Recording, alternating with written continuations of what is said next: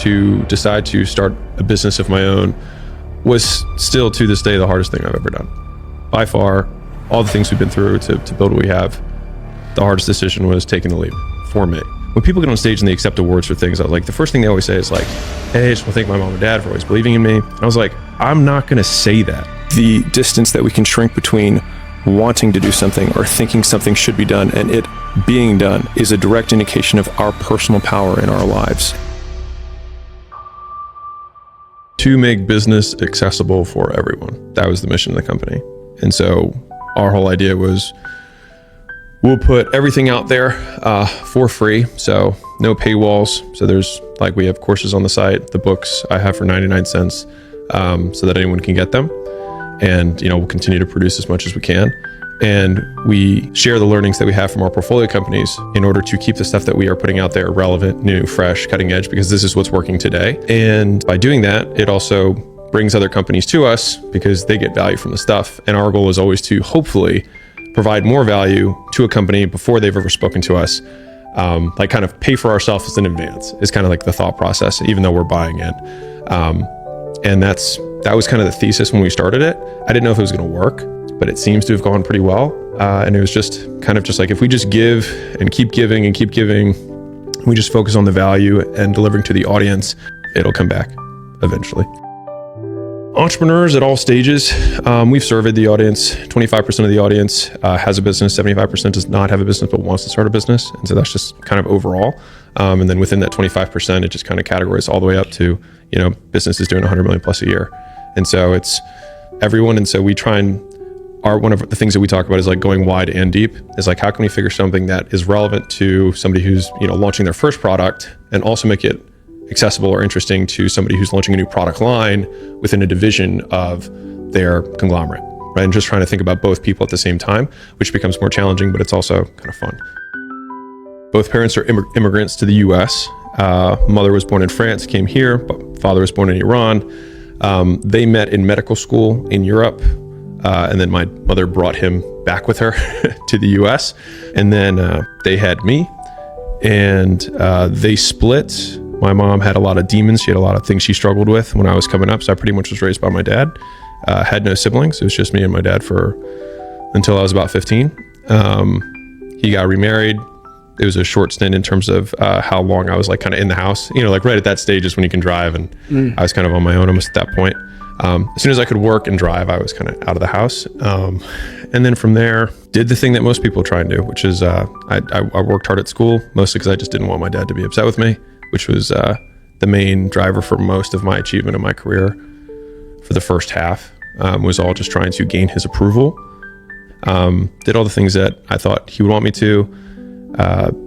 Got a job at a government contracting consulting firm, defense contracting. It was space, cyber, and ISR. So it's intelligence, surveillance, and reconnaissance for the military. Sounded really cool.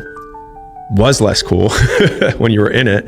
And I was very, very sad at that point in my life. And so it was very much like I always hoped I wouldn't wake up the next day. Because I remember when I was looking at, because a lot of people have like rock bottom moments. I think I had more of a rock top moment, which was, I was 22.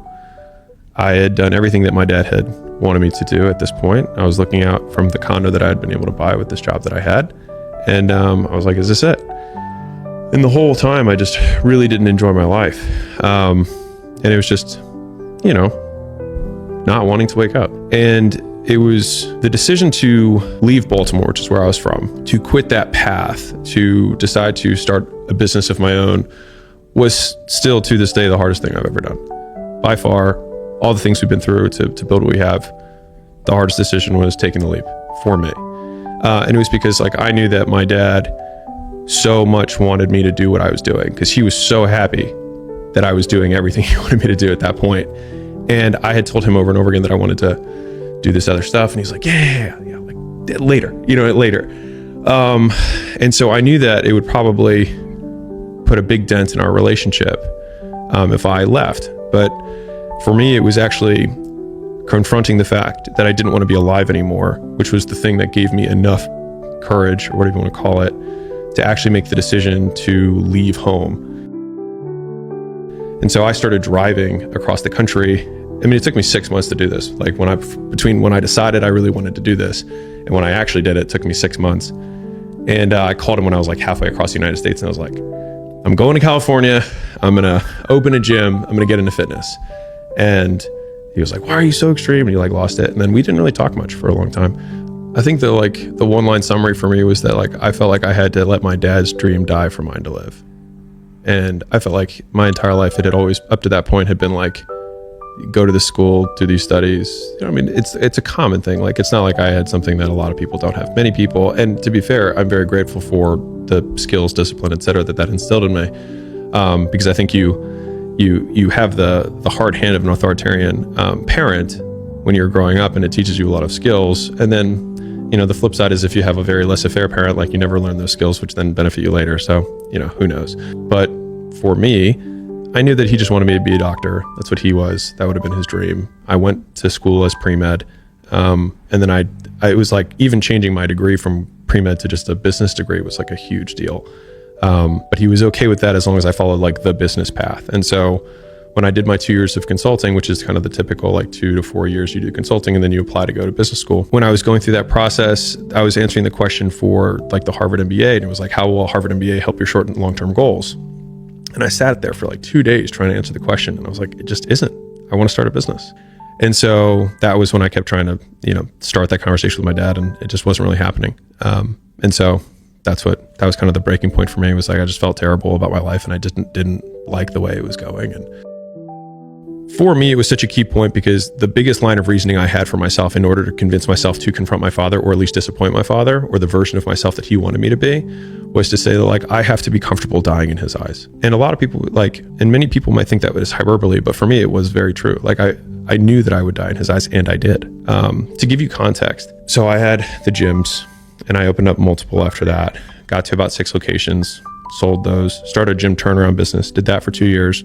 All the while, we weren't really, we were like, okay, in touch. And then we started the licensing business, which is Gym Launch. And that's the one that like really took off. And we hadn't been super in touch. And I get a call out of the blue, and he wasn't like a cold call. You know what I mean? I was like, this is weird. So I pick up the phone, and he's like, you're going to want to sit down for this. And I was like, okay, what's up? I was thinking like cancer, you know what I mean? I'm just like, what is it going to be? He was like, I'm sorry. And I was like, for what? And he was like, everything. And I was like, okay. And I was very angry still because, and this is what I told him. So I was like, that point when people like get on stage and they accept the awards. And mind you, at this point, I think we're probably taking home $1.5 million a month. You know what I mean? And take home like personal income from the license. It was a decent size, like I'm not, conglomerate, like public, but it was a decent sized business. And I was like, when people get on stage and they accept awards for things, I was like, the first thing they always say is like, hey, I just want to thank my mom and dad for always believing in me. And I was like, I'm not going to say that. I was like, because you didn't. I was like, you're only saying this now once everyone believed, because it's not belief anymore. It's fact. It's evidence. I was like, this apology means nothing to me. Besides that, I stopped caring what you thought 6 years ago, which is why I left. And so I had like, that's like, I could have just accepted it, and I didn't do that. Today I probably would have just said thanks. I appreciate it. I know where he was trying. He was trying to extend an olive branch, and I just wasn't there. I was still seething. There have been so many times in my life where I knew I needed to do something, and then I filled all this extra time not doing that thing. And then the moment I did it, I was like, wow, that took way less time than I thought it was going to take. And not only that, it took way less time than it took me to delay to actually get to this point. And if I had only started with just doing what I was supposed to do, I could have done 4 or 5 other things that I was also supposed to do by this exact same point. And so thinking about it from that perspective, I've tried to eliminate as much time between I think I should do this thing and beginning doing it. And I think you get this positive reinforcement cycle that occurs every time you start. I call it pulling the thread. It's like, I just need to start pulling the thread. And then all of a sudden what feels really unknown becomes very tangible. And you're like, oh, I understand the 6 problems I have to solve to do this big thing. But now I know the problems. And then it feels like you can wrap your arms around it. And then you can start taking it one bite at a time. I used to define power by the distance between thoughts and reality. Meaning, if you think about somebody who's omnipotent, so if God or the God figure would be omnipotent, as he thinks, things are. So there's zero space between thoughts and reality. And so if we want to be more God-like in our lives, the distance that we can shrink between wanting to do something or thinking something should be done and it being done is a direct indication of our personal power in our lives. And so that has helped me basically think, don't be a powerless bitch. Like, just shrink the gap. And I think that's why a lot of my little like personal hacks of waking up and then trying to shrink the time between when I wake up and when I start working, and shrinking the time between one task and the next task. Like, you don't need to take 30 minutes of getting ready to start working. Like, you can just start working, because as soon as you get into it, you start pulling the thread and you're like, oh, here it is. And all of the time that I was getting ready to work, I was just using up my best brain power time on things that truly don't move the needle at all. The difference between preparation and routine. And so if I'm preparing for a presentation, for example, I might assemble my notes. I might read some stuff about the audience ahead of time. I might read about whoever's, doing the event and learn more about that. I see that as preparation for the thing, which I still see as work. And I think some people, I made a post about how preparation is like everything. I put a lot into preparation. They're like, oh, see, you have a morning routine. I was like, no, I don't need to stand on one foot and do 17 cold plunges and write 6 affirmations, because none of those things are directly related to the work that I'm going to do. And so for me, if it's basically preparation is just a stage of the work. And so if I need to prepare to work, then that's fine, as long as it's related to the work that I'm going to be doing. When we brought this up, it was perfect, because I had a whole thing that I wanted to talk to you about this. So I'm a big proponent of something I call the rule of 100, and I'm not the one who invented this, but it's basically 100 primary actions. So I talk about this within the context of advertising. So you make 100 minutes of content, you do 100 outreach if you're doing outbound, you spend $100 a day on ads, and if you've already spent the money on ads, then you're doing 100 minutes a day of writing ad copy, looking at other people's ads, looking for hooks, and then trying to create more advertisements for your business. And the rule of 100 for most people takes about 4 hours a day-ish. And the thing is that's pure inputs, not output. But I've already taken the time to define what those inputs are that create the outputs. But later on in the book, $100 Million Leads, I talk about the rule of 100 on steroids, which is something that I learned from a guy who owned 13 or 14 really successful gyms, and he called it open to goal.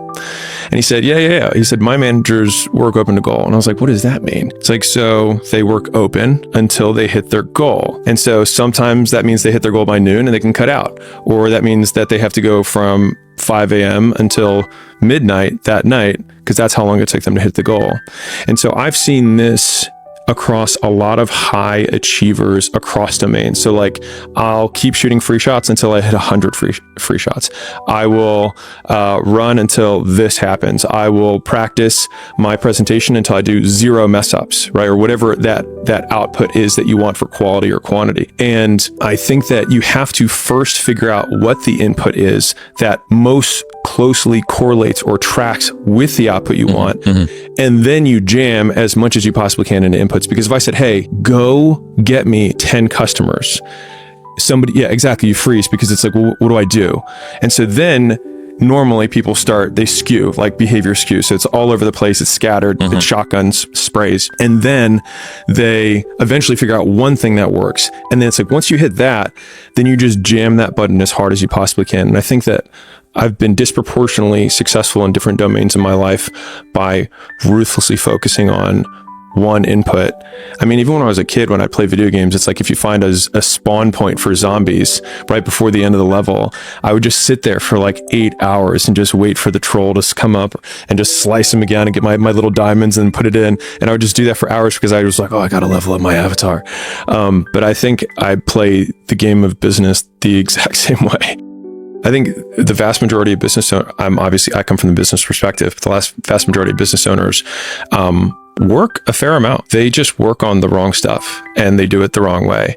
And so they get so little for their effort that they wonder when they're at home, empty-handed in bed, why isn't this working when I am working? But if you define work, at least the way I do, which is output. So I define work by output. And in order to get output, it's volume times leverage. So how many times you do the thing times how much you get for each time you do it.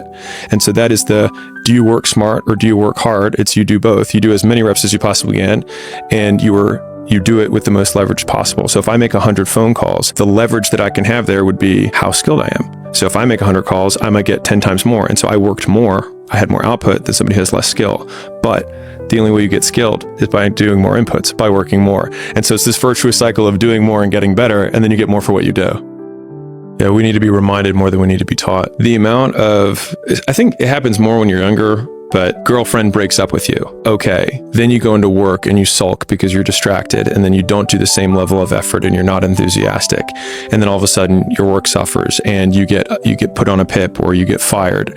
And then now you're fired and you don't have a girlfriend, and then you start gaining weight and you stop going to the gym.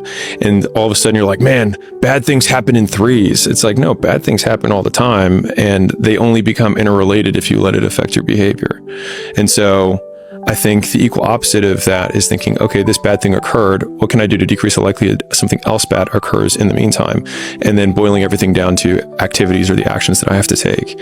And I think about that actually a lot, which is how, like, if you think about from the power perspective of, okay, something bad happens, how much would it affect my behavior? Well, the person who's indestructible would have something terrible happen and then nothing would change.